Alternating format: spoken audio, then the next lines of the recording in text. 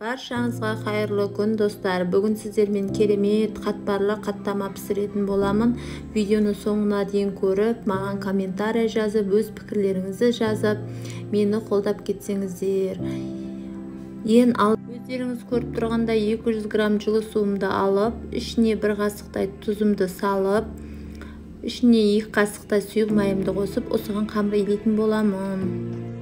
Жақсылап араластырып, тұзымызды ертіп алғанша қозғаймыз, сосын осыған қамыр илейтін боламыз.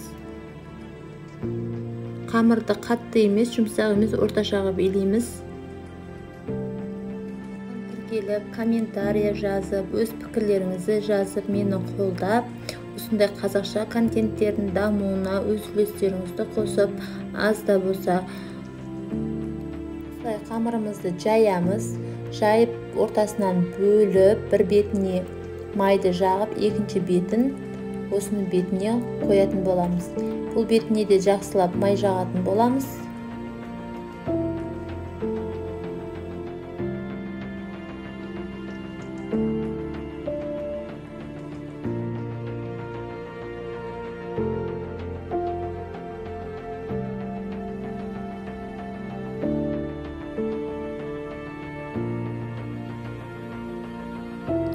Өздеріңіз көріп тұрғандай осылай кесіп алып, осылай орайтын боламыз. Тығыз ораңыздар, сонда әдемі болып шығады.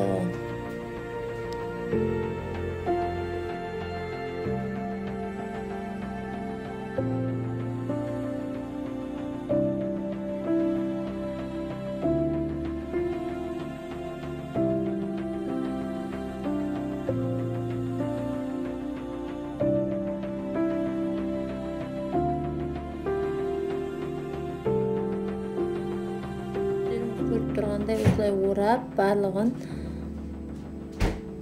холодильникке сап қойсаңыздар, 1-2 сағатқа, морозилікке сап қойсаңыздар да майы өзіне сіңгенше, содан кейін істесеңіздер керемет болып шығады. Бір күнге тоңазытқышқа қалдырғанмын. Өздеріңіз көріп тұрғандай, менің қамырларымды алып жатырмын. Енді жайып, осыны пісіретін боламыз. Бірінші алдыменен бір бетін май жақпай әшейін пісіріп аламыз. Екінші бетінде солай жасаймыз. Сәл пістау деген кезде майды құйып, содан кейін пісірсеңіздер, осылай көтеріліп әдемі болып піседі. Негізі бұның сыры осыда. Көріп тұрғандай өте керемет қатпарлы қаттама болды. Міндетті түрде видеом ұнаса, маған комментария жазып, подписация бөліміндегі батырманы басып, маған тіркеліп кетуді ұмытпаңыздар. Қош сау болыңыздар.